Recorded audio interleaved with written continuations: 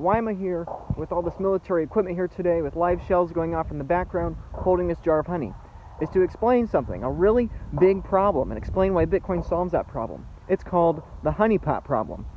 See, I'm a life form, I'm a human being, everything else around us, every living thing on the planet is a life form. Every plant, every animal, every insect, every little fungi, everything, every amoeba, everything that lives has to have energy to survive. We need sunlight in order to survive. Plants need sunlight in order to eat it and to grow. I need to eat the plants, and I need to eat the animals that eat the plants to survive. I need energy. If I don't have energy, I die. Okay? The same thing, in the same way that ecosystem thrives as a function of how much energy it's able to capture, it's the same thing true with humans, and it's the same thing true with bees. See, bees I find really fascinating and really cool at helping explain Bitcoin, because what bees do is that bees are a decentralized kind of defense mechanism protecting their honey. You know, this jar of honey a friend of mine acquired in Michigan here, and what he had to do is he had to go in, he had to acquire the honey, and the bees have been protecting this honey from predators, from anything that's going to come into the hive and attack them to gain their honey, the thing that is valuable, because this is condensed energy.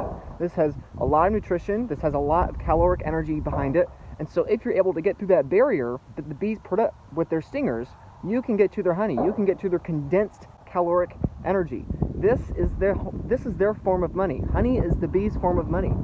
And so how bees protect that is via kinetic and non-kinetic projection of power. Their non-kinetic projection of power is these colors on themselves, okay? The bright yellow colors, the vibrant, the pheromones, the ways that they project to the world, they project to their predators that, hey, don't attack us because we will sting you, and we will willingly sacrifice our lives to sting you, because obviously when bees sting you, they die. We will do this to protect what is valuable to us and protect what is valuable to everyone else in our hive.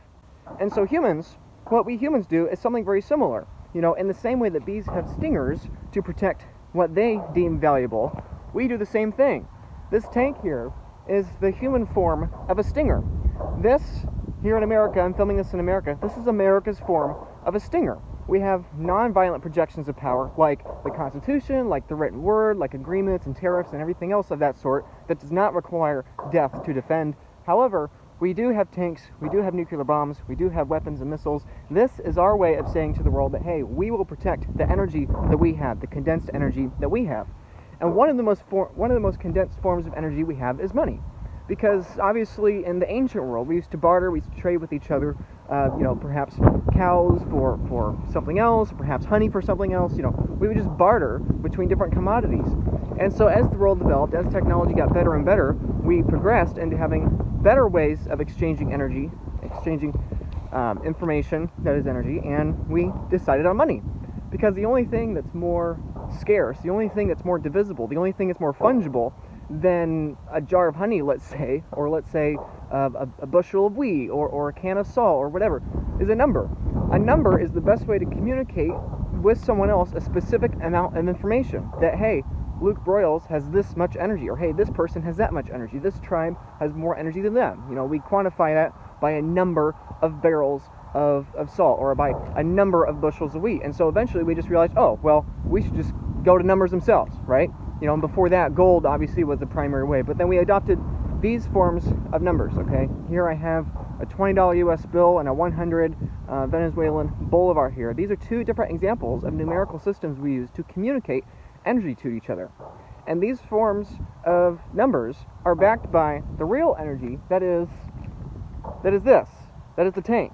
In the ancient days, it would be a spear, or the tip of an arrow with a bow and arrow, or maybe a chariot. Today, we have tanks and nuclear bombs. This is our stinger. This is our form of the colors, in the same way that bees have colors and pheromones to communicate their energy. And so, in the same way that the United States has tanks, or that every other nation has tanks, and we defend our numbers, which is our form of honey, we defend that with our lives.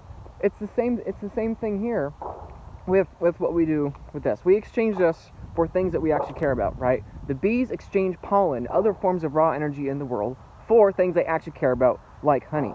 Likewise with me today, I exchange these things, I exchange these numbers for things I actually need.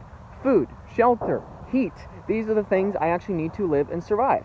And so that's why I'm willing to exchange it for each other. And so this is why preserving this with the backing of that is so critical for America, and it's so critical for every nation on earth. And it's the reason why this set of numbers is worth many, many times more than this other set of numbers of the Venezuelan bolivars. The Venezuelan bolivars are not nearly as valuable because they're backed by a vastly inferior military, a vastly inferior economy that channels a much, much smaller amount of energy. You can think of this as like competing sets of beehives. You know, if one beehive has 1,000,000 times more honey than the other beehive, well, then it's going to require a military many, many thousand times more powerful. It's going to require many, many more bees. And this is why, fundamentally, we see so much military spending here in the United States, because we need the stingers. We need the stingers to protect our energy. If America did not develop the nuclear bomb in World War II, and the Nazis had done so, then you can forget us being able to channel our energy and be able to have that independence of our own hive. The other hive, the bigger hive with the bigger bees and the bigger stingers, that nation would have won out. And so it's the same thing here today. So what on earth does this have to do with Bitcoin? Well, the fundamental problem is that if you have a series of tribes, or you have a series of nations that create sets of numbers and distribute that numbers out to their own citizens as well as other citizens across the world, well, then there's a massive incentive now. This problem is the honeypot problem. As soon as you centralize this much energy and this much power into a single condensed place, there is a massive incentive that grows for you to not anymore go out and collect pollen, but to instead just be the one that manages and stewards that energy, right? So in the same way that today, let's push that metaphor a little further. If I'm in a beehive and that beehive is incredibly productive, but the amount of honey in that beehive just grows and grows and grows, pretty soon, why would I go out, risk my life, going out to collect more honey, put in all this energy and all this work? It's a lower energy cost for me just to be the bee that protects the honey and stewards the honey and gets a little bit of yield, gets a little bit of profit off of managing this honey. And this is what we see with nations. This is why empires rise and fall. An empire starts out really low in the ranking, where they're incredibly productive, they're incredibly innovative, they build and build and build and build as fast as they possibly can to increase productivity, and eventually get so big that their honeypot is so large, the incentive becomes, well, why don't I just pass some regulations in my favor? Why don't I just manage that government a little bit more? Why would I go out and be productive when I could just control the honey of that nation? And that's exactly what we see with the United States. That's exactly what we see with the US dollar here. You know, the incentive to control this set of numbers is incredibly massive. It's the same reason why we see France directly control the currency of 14 African nations. It's because if I'm a Frenchman and I can control the French franc and I can distribute it out to the rest of the world, to Africa, I can directly harvest their resources, their labor, their raw materials, their honey. I can harvest that at a direct benefit to me at their direct expense. And it's the same thing with the United States. We take these numbers that we can have a very low energy cost of creating and distribute them out to the rest of the world and say, world, you have to use these dollars because we get to say you have to use these dollars because we have the biggest gun, because we have the biggest stinger, you have to listen to us. And so they do. You know, we go out in the world, we distribute these dollars, we have the global reserve currency. We've benefited from this since the 40s. In 1944, we had the Bretton Woods Agreement. In 1971, we broke the Bretton Woods Agreement with the Nixon shock and departing from gold as a backing of this. But that's, you know, you could think of that as basically taking the jar of honey and saying there's a certain set of numbers for this jar of honey, and now we're detaching the honey that takes an extreme amount of energy produced from the numbers themselves. That's basically what we have here in 1971 with the departure of the dollar from the gold standard. The dollar is no longer backed by honey. The dollar is no longer backed by gold. It's now completely detached. And so this is what fiat means. Fiat means by decree. Honeypot problem.